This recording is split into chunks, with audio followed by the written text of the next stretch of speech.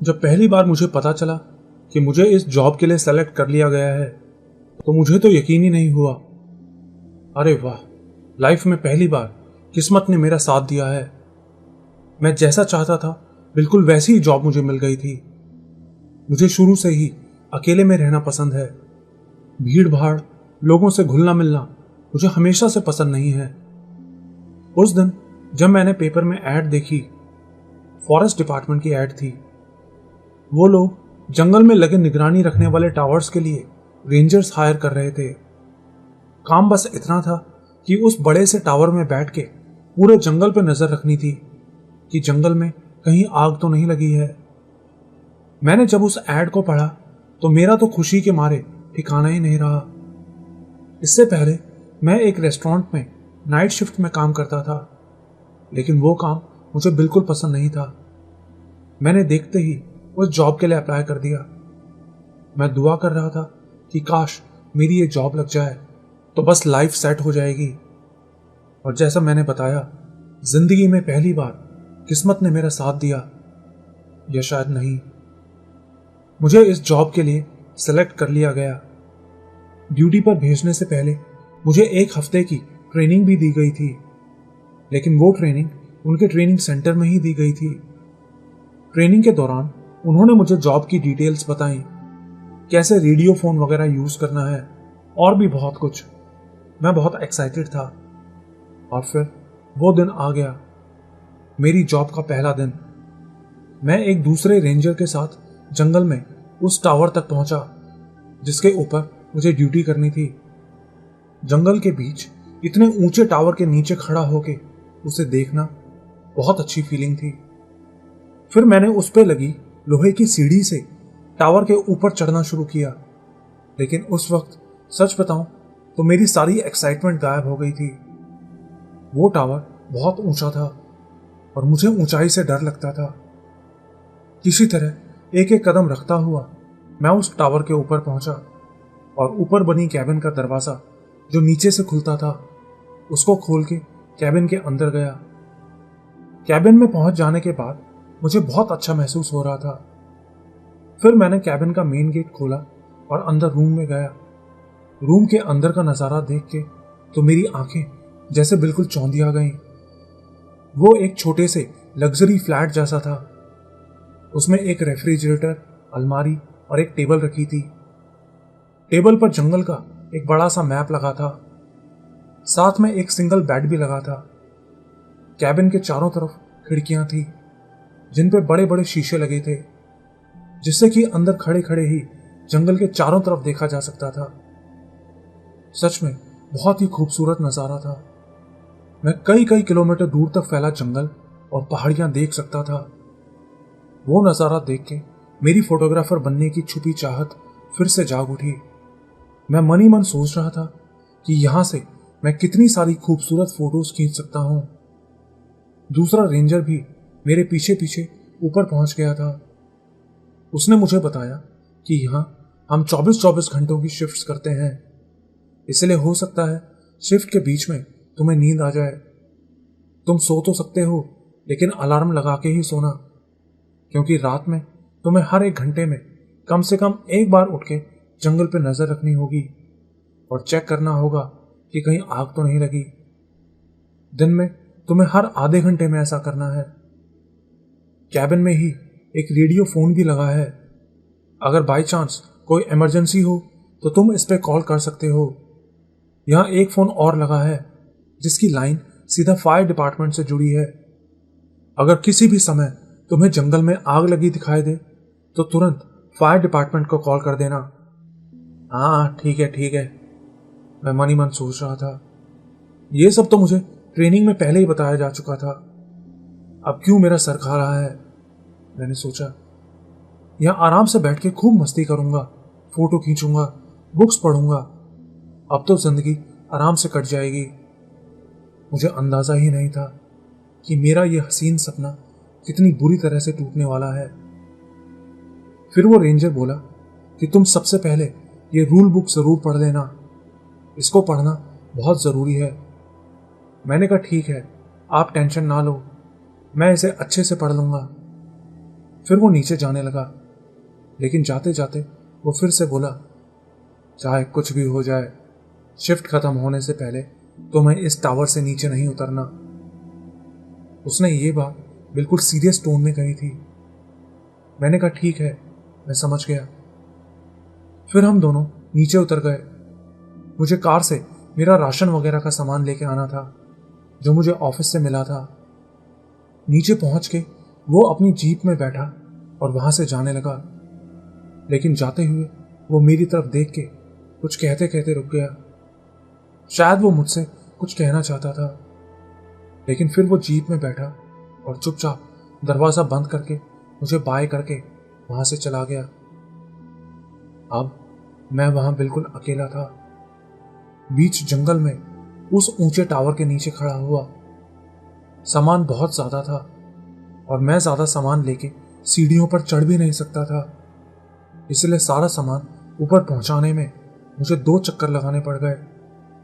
घर में राशन लाने के लिए हमें इतना नहीं सोचना पड़ता, लेकिन यहाँ जंगल के बीच अकेले आपको कब किस चीज की जरूरत पड़ जाए आपको नहीं पता। इसलिए मैं एक भी चीज कार में नहीं छोड़ना चाहता था। मैं सारा सामान ऊपर ले आया। दूसरी ट्रिप में जब सामान का बॉक्स लेके सबसे ऊपर वाली सीढ़ी पर पहुंचा तो अचानक से मेरा पैर फिसल गया। एक हाथ में बॉक्स और दूसरे से मैंने किसी तरह सीढ़ी को पकड़ा और अपने आप को गिरने से बचाया।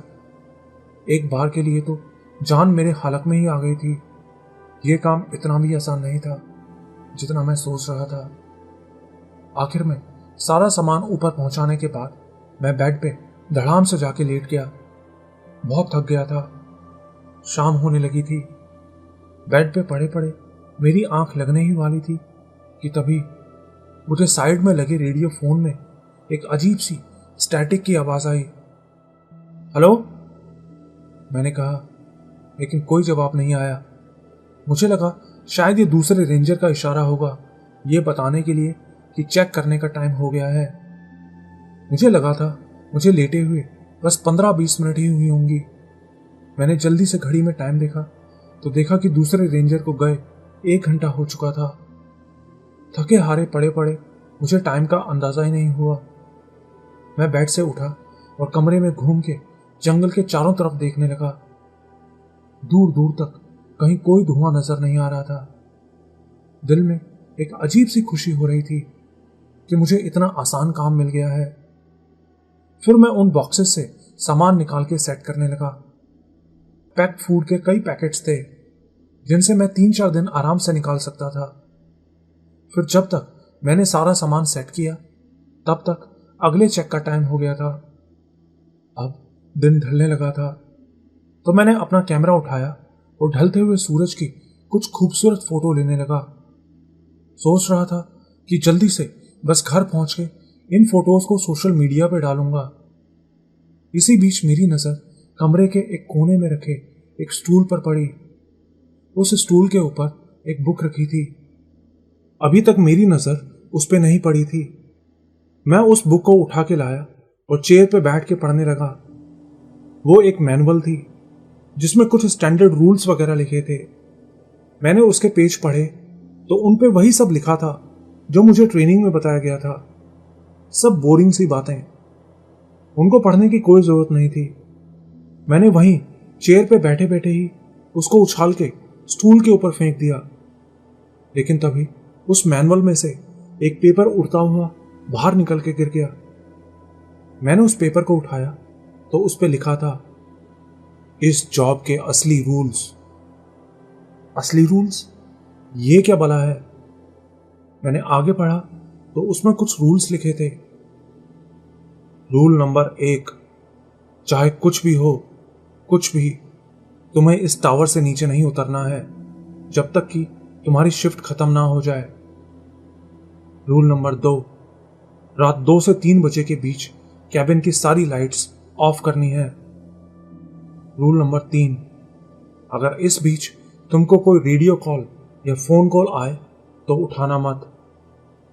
रूल नंबर 4, 2 से 3 के बीच अगर कोई कैबिन का दरवाजा खटखटाए तो भूल के भी दरवाजा मत खोलना। बोल देना कि वो दिन निकलने के बाद आए रूल नंबर 5, अगर तुम्हें कोई चमकती चीज उड़ती हुई टावर की तरफ आती दिखाई दे तो उसकी तरफ मत देखना। अपनी आंखें बंद करके 50 तक गिनती गिनना। अगर इसके बाद भी वो दिखाई दे तो फिर से आंख बंद करके 50 तक गिनती गिनना। रूल नंबर 6, अगर तुम्हें टावर के चारों तरफ जानवर खड़े दिखाई दें तो नीचे चेक करने मत जाना। बस 2 बार हवा में अपनी फ्लेयर गन चलाना और भाग के बाथरूम में छुप जाना और अपनी सलामती की दुआ करना। रूल्स पढ़ने के बाद मैं उस लिस्ट को 2 मिनट तक घूरता रहा। ये कैसा मजाक है? लगता है ये लोग मुझे नया समझ के मेरे साथ मजाक कर रहे हैं। रात के 2 बजे कौन आएगा यहाँ कैबिन का दरवाजा खटखटाने? मैंने ज्यादा ध्यान नहीं दिया और उस पेपर को कोने में फेंक दिया। अगले चेक का टाइम हो गया था। इस बार मैंने अपने बाइनोकुलर्स उठाए और जंगल में देखने लगा तो मुझे जंगल में कुछ भालू और हिरण घूमते दिखाई दिए। बहुत खूबसूरत सीन था। मैं अपने फोन से उसकी कुछ फोटो लेना चाहता था लेकिन फोन का कैमरा इतना अच्छा नहीं था। मैं सोच रहा था कि इस बार सैलरी मिलते ही सबसे पहले एक बढ़िया सा कैमरा खरीदूंगा। कुछ ही देर बाद रात हो गई। पूरा जंगल हल्की हल्की ऑरेंज रोशनी से जगमगा रहा था। मैं बता नहीं सकता वो कितना खूबसूरत सीन था। अब मैं अंदर जाने ही वाला था कि मुझे कुछ दूर हल्का सा धुआं उड़ता दिखाई दिया। वो देखते ही मैंने फिर से अपने बाइनोकुलर निकाल के देखा तो देखा कि दूर पेड़ों के बीच से काला धुआं निकल रहा था। फिर मैंने अपना कंपास निकाला और मैप की मदद से उस एरिया को पिन पॉइंट किया और अपने बेस पे कॉल किया। बेस पे एक दूसरा रेंजर ड्यूटी पे था। मैंने उसको बताया कि मुझे जंगल में आग दिखाई दी है और वो जल्दी से जाके उसको चेक करे। उसने कहा वो अभी के अभी उसको चेक करने के लिए निकल रहा है। इस बीच में लगातार अपने बाइनोकुलर से उस तरफ देखे जा रहा था इस उम्मीद में कि वो धुआं बंद हो जाए, लेकिन धुआं लगातार उड़ता जा रहा था। एक एक मिनट जैसे घंटों की तरह बीत रही थी और फिर करीब आधे घंटे बाद मेरे पास उस रेंजर की रेडियो कॉल आई। हाँ भाई नए लड़के, वो बोला। मैंने कहा हाँ, तुमको आग दिखाई दी क्या? आग ज्यादा भयानक तो नहीं है ना? तुमको वो जगह मिल तो गई ना? मैं सब कुछ एक ही सांस में बड़बड़ाता चला गया।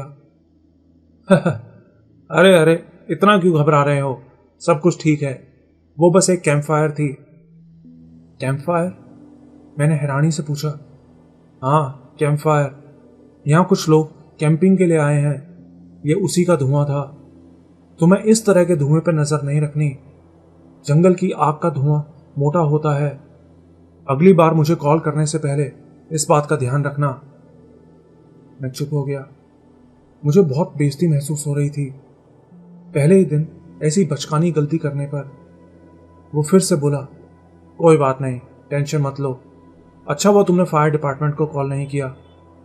असल में मैं अभी बस फायर डिपार्टमेंट को ही कॉल करने वाला था।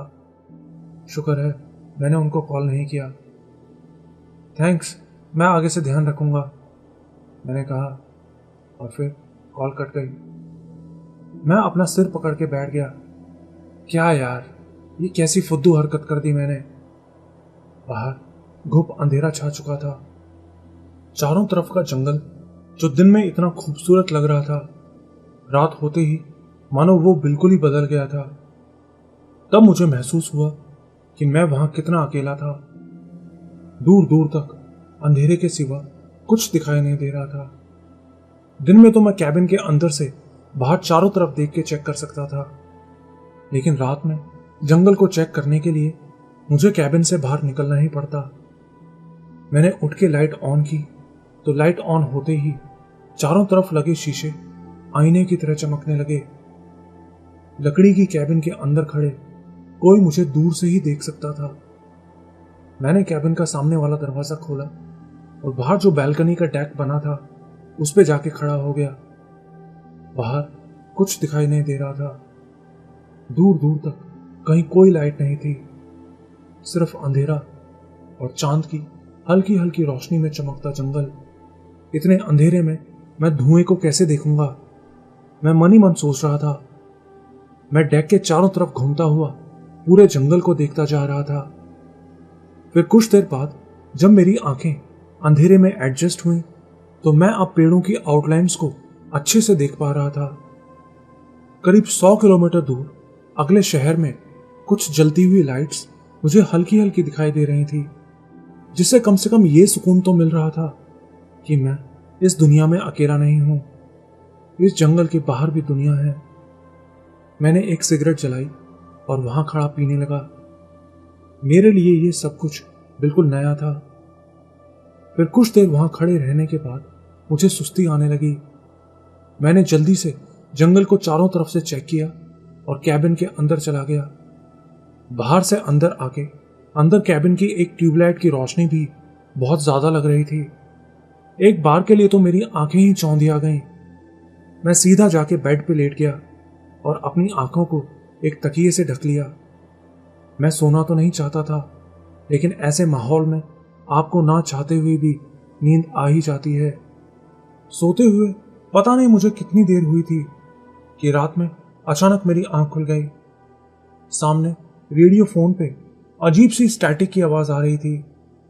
मैं जल्दी से उठ के फोन उठा के बात करने ही वाला था कि तभी पता नहीं क्यों मेरे दिमाग ने मुझे ऐसा करने से रोक दिया। मैंने अपनी रिस्ट वॉच में टाइम देखा, 2:12। वो देख के एक बार के लिए तो मेरी सांस ही रुक गई। वो टाइम देख के सबसे पहला ख्याल जो मेरे दिमाग में आया वो था वो रूल्स। उन रूल्स में लिखा था कि 2 से 3 बजे के बीच में इस कैबिन की लाइट बंद होनी चाहिए। मैं फटाक से उठा और कैबिन की लाइट ऑफ कर दी, लेकिन लाइट बंद करते ही कसम से मुझे शीशे के दूसरी तरफ कोई खड़ा दिखाई दिया। वो मुझे बस एक ही झलक दिखा था और फिर वहां से गायब हो गया। मेरी तो जैसे जान ही निकल गई। मैं ज्यादा कुछ सोच पाता इससे पहले ही उस रेडियो फोन पे फिर से स्टैटिक की आवाज आने लगी। बहुत ही हल्की हल्की किसी के बोलने की आवाज भी आ रही थी, लेकिन कुछ समझ नहीं आ रहा था। वो आवाज कुछ सेकंड्स के लिए आई और फिर बंद हो गई। मैं सोच रहा था अगर ये कॉल फिर से आई तो इस बार पक्का उससे बात करूंगा। और जैसा मैंने सोचा था बिल्कुल वैसे ही 5 मिनट बाद ही फिर से वही स्टैटिक के साथ हल्की हल्की किसी की आवाज आने लगी, लेकिन इस बार ये आवाज पहले से ज्यादा क्लियर थी। हेल्प मी, किसी ने दूसरी तरफ से कहा। वो आवाज थी तो बहुत हल्की, लेकिन हल्की होने के बावजूद बहुत सख्त थी।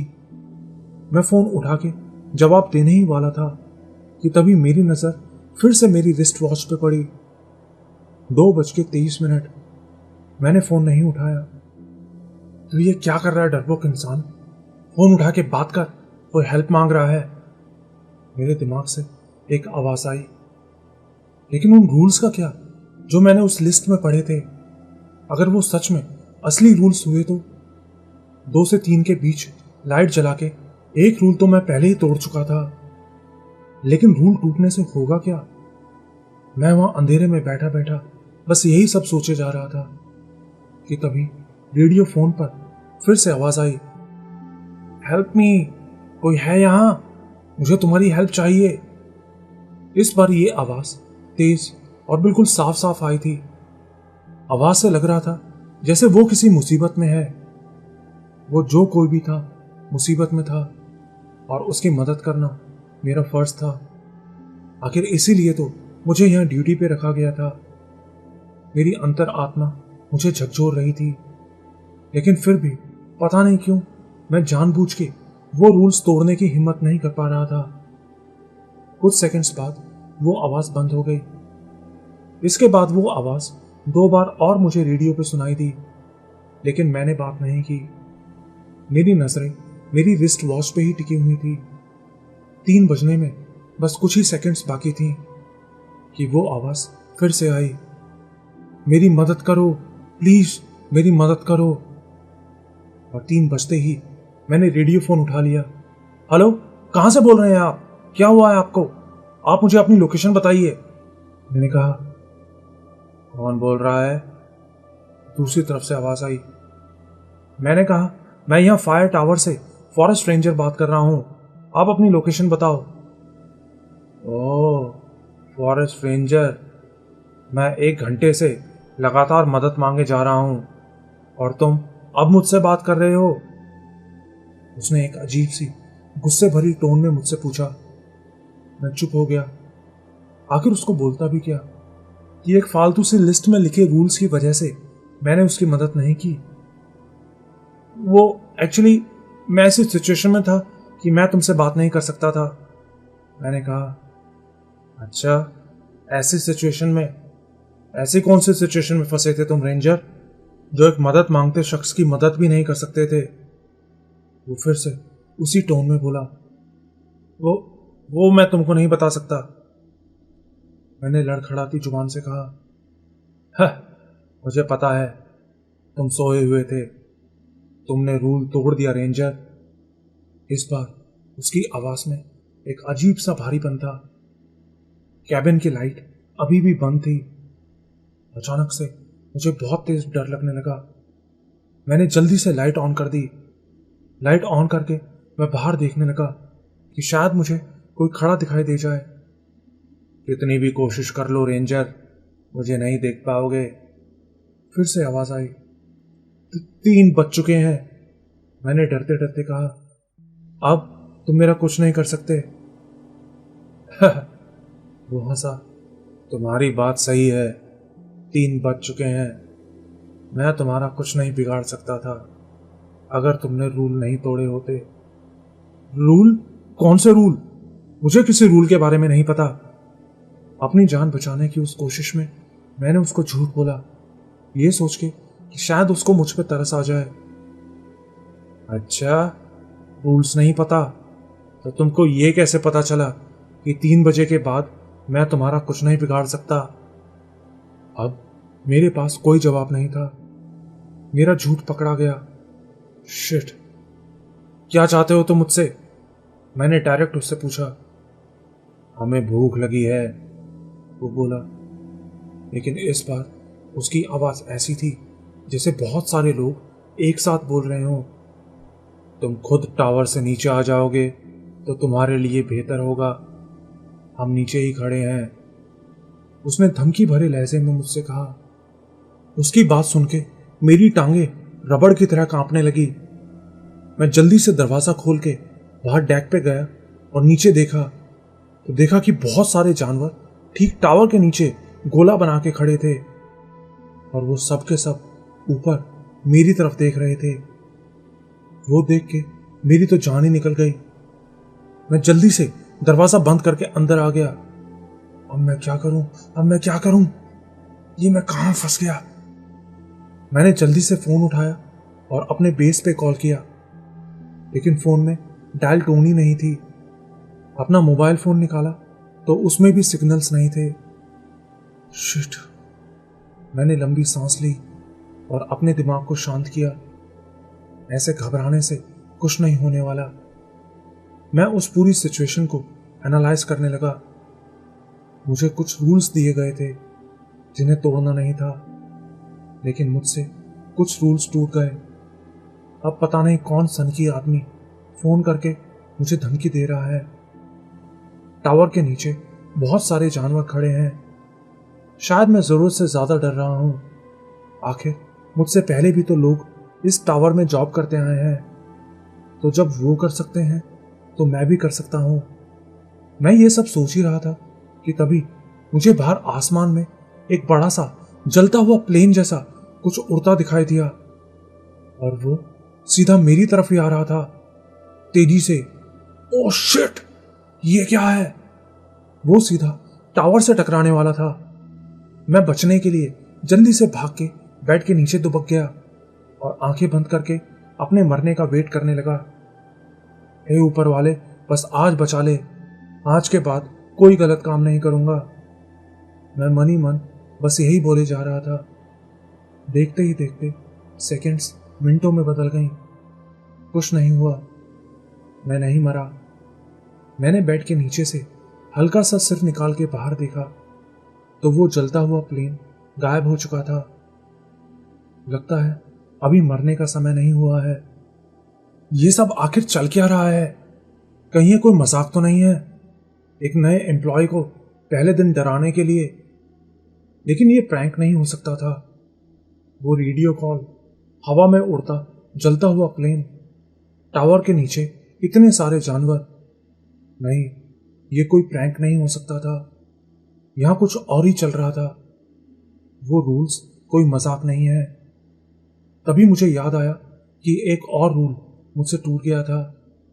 मैंने फ्लेयर गन नहीं चलाई थी, जैसा उस लिस्ट में लिखा था। मैं उसी वक्त उठा और जल्दी से कबर्ड में ढूंढने लगा, और 2 मिनट बाद ही मुझे फ्लेयर गन मिल गई। मैंने वो गन और 2 फ्लेयर्स निकाली और जल्दी से बाहर जाके एक के बाद एक दोनों फ्लेयर्स चला दी। पूरा आसमान फ्लेयर्स की रोशनी में नहा गया, और तभी नीचे खड़े वो सारे जानवर चीखते चिंगाड़ते हुए वहां से इधर उधर भागने लगे।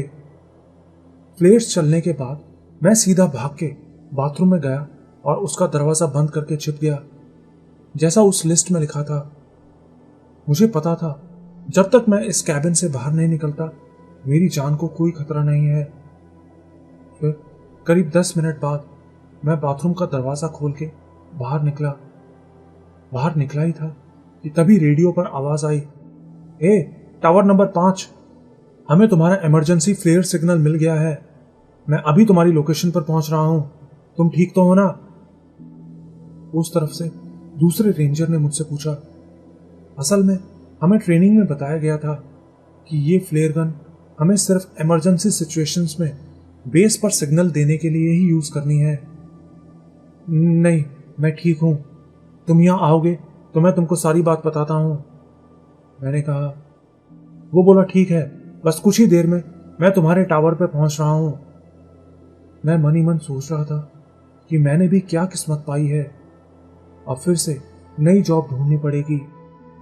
वो रेंजर यहां आएगा तो मैं उसको क्या बताऊंगा कि मैंने एक लिस्ट के रूल्स पढ़ के जंगल में फ्लेयर गन चला दी, कि मेरे टावर के नीचे जंगल के जानवर इकट्ठा होके मुझे मारने की साजिश रच रहे थे। कौन यकीन करेगा मेरी बात पे? मुझे तुरंत इस जॉब से निकाल दिया जाएगा। मैंने सोचा इससे अच्छा होगा कि मैं उसको कॉल करके बोल देता हूं कि उसको यहां आने की जरूरत नहीं है। लेकिन तभी मुझे नीचे सीढ़ियों पे भारी कदमों की आवाज सुनाई दी। क्या वो रेंजर इतनी जल्दी यहां पहुंच गया? कहीं वो उड़ के तो नहीं आया? मुझे बड़ी हैरानी हुई। मैंने रेडियो फोन उठाया और उस रेंजर को कॉल करते हुए कैबिन का दरवाजा खोलने के लिए पढ़ने लगा। अरे, बड़ी जल्दी पहुंच गए तुम तो, मैंने फोन पे कहा। क्या बात कर रहे हो? मैं तो अभी रास्ते में ही हूं। मुझे कम से कम 15-20 मिनट और लगेंगी, वो बोला। उसकी ये बात मुझे किसी हथौड़े की तरह आके लगी। मैं बस उस दरवाजे की कुंडी खोलने ही वाला था। मैंने एक झटके से अपना हाथ पीछे कर लिया।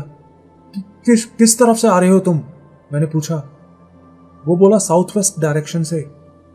तो मैंने जल्दी से शीशे के पास जाके देखा तो सही में उस तरफ जीप की 2 हेडलाइट्स जलती दिखाई दे रही थी। तभी अचानक से रेडियो पर उस रेंजर की आवाज बदल गई। पिछली कॉल पर ध्यान मत दो, मैं टावर पे पहुंच गया हूं, दरवाजा खोलो, उसने कहा। मैं नीचे दरवाजे की तरफ देखने लगा। मैं सच में आ गया हूं, प्लीज दरवाजा खोलो, वो फिर से बोला। उस वक्त वो दरवाजा देखते हुए मुझे ऐसा लग रहा था जैसे वो अभी मुझे काट खाएगा। मैं एकदम से पीछे हो गया और तभी बहुत जोर से दरवाजे पे मारने की आवाज आई। शिट, वो दरवाजा तोड़ने की कोशिश कर रहा था। मैं भाग के गया और उस भारी भरकम कबर्ड को सरका के उस दरवाजे के ऊपर गिरा दिया, जिससे कि वो दरवाजा ना खुले।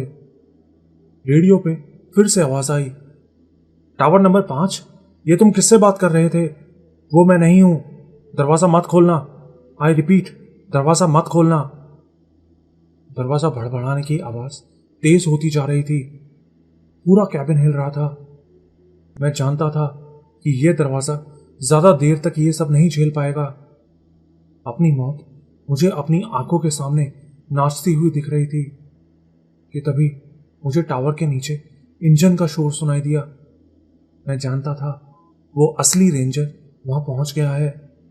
मैं उसकी जीप को टावर के पास आता सुन रहा था और फिर टावर के नीचे पहुंच के इंजन बंद हो गया।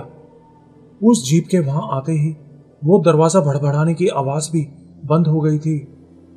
1 मिनट तक कोई आवाज नहीं आई और तभी एक के बाद एक कई गोलियां चलने की आवाज सुनाई दी और फिर करीब 30 सेकंड बाद रेडियो पर कॉल आई। रेंजर, आप सब ठीक है, आप तुम दरवाजा खोल सकते हो। उफ, मैंने राहत की सांस ली। मुस्कुराते हुए मैं दरवाजा खोलने के लिए वो कबर्ड हटाने जा ही रहा था कि तभी दरवाजा मत खोलना, वो मैं नहीं हूं। मुझे एक दर्द में कराहती आवाज सुनाई दी और उसके अगले ही पल एक तेज दिल दहला देने वाली चीख गूंज उठी। मुझे पता था उस बेचारे रेंजर के साथ कुछ बहुत बुरा हो रहा है, लेकिन मैं चाह के भी कुछ नहीं कर सकता था। मैं बस चुपचाप चूहे की तरह एक कोने में दुबका हुआ था। उसकी तेज चीखें मेरा दिमाग फाड़े जा रही थी। पता नहीं वो कौन सा शैतान था जो उसके शरीर के चिथड़े किए जा रहा था। और फिर करीब 2 मिनट बाद सब कुछ शांत हो गया। मैं पसीना पसीना हो चुका था। दिल की धड़कन तेज हो गई थी। लग रहा था जैसे अभी हार्ट अटैक आ जाएगा। और फिर ऐसे ही कोने में दुबके दुबके मेरी आंखों के आगे अंधेरा छा गया। फिर जब आंख खुली तो देखा कि मेरे चारों तरफ कई पुलिस वाले और फॉरेस्ट रेंजर्स खड़े थे। उनको देख के मैं एक झटके से पीछे हो गया। डरो नहीं, हम तुम्हारे साथ हैं, उनमें से एक बोला। मैं उन सबको ऐसे देख रहा था जैसे वो सब मुझे खाने वाले हैं। तुमको कोई चोट तो नहीं लगी? उनमें से एक ने मुझसे पूछा। मैंने खिड़की से बाहर देखा तो दिन निकल चुका था। मुझे याद आया कि रात में मेरे साथ क्या हुआ था। वो सब हमारे डिपार्टमेंट के ही लोग थे। मैंने राहत की सांस ली। नहीं, मुझे कोई चोट नहीं लगी। मैंने कहा, क्या तुम बता सकते हो यहाँ रात में क्या हुआ था? एक पुलिस वाला बोला।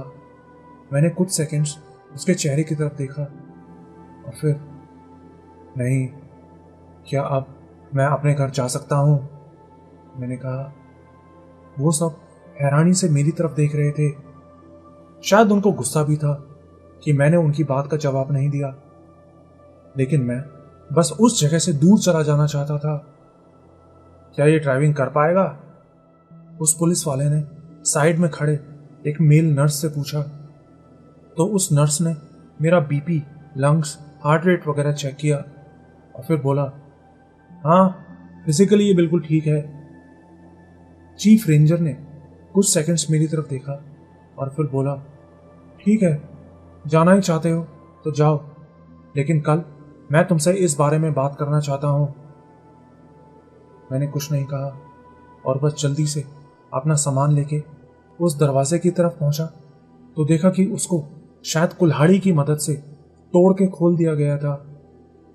धीरे धीरे उतर के नीचे पहुंचा तो देखा कि नीचे भी कई सारे लोग काम कर रहे थे। वो लोग जमीन पे बड़ी गोलियों को उठा के प्लास्टिक बैग्स में डाल रहे थे। उसी जगह मुझे जमीन पे कुछ खून के धब्बे भी लगे दिखाई दिए, लेकिन वहां कोई बॉडी नहीं थी, ना किसी इंसान की, ना किसी जानवर की। मैंने देखा कि खून के वो निशान वहां से होते हुए सीधा जंगल के अंदर जा रहे थे। मैं उसी वक्त जल्दी से भाग के अपनी कार में गया और वहां से भाग निकला। मैं फुल स्पीड में कार चला रहा था और फिर करीब 15 मिनट बाद मैं जैसे ही जंगल के कच्चे रास्ते से निकल के बाहर पक्की रोड पर पहुंचा कि तभी एक हिरण ना जाने कहां से मेरे सामने आके खड़ा हो गया। मैंने एक झटके से ब्रेक लगाई। मेरी कार बस उससे टकराते टकराते बची थी, लेकिन वो अपनी जगह से हिला तक नहीं, बस वहीं खड़ा मेरी तरफ घूरता रहा। मैंने उसकी तरफ ध्यान से देखा तो देखा कि उसके मुंह पे खून लगा हुआ था। और तभी मेरी नजर उसके सींगों में फंसे एक कपड़े के टुकड़े पर पड़ी। वो कपड़ा फॉरेस्ट रेंजर की यूनिफॉर्म का था। उसकी आंखें ठीक मेरी आंखों में घुस के देख रही थी। मैंने उसी वक्त रिवर्स गियर लगा के कार पीछे की और उसके साइड से होते हुए फुल स्पीड में वहां से कार भगा दी। अगले दिन मुझे मेरे बॉस की कॉल आई। उसने बताया कि वो मुझसे मिलना चाहता है। मैंने उससे कहा कि मैं अब ये जॉब नहीं करना चाहता, ये जॉब बहुत खतरनाक है। तो उसने जो जवाब दिया वो सुन के तो मेरा दिमाग ही चकरा गया। वो बोला, फिक्र मत करो, इस बार तुमको टावर के ऊपर नहीं बल्कि ऑफिस के अंदर ड्यूटी दी जाएगी और वहां के रूल्स पिछले रूल्स से बिल्कुल अलग होंगे।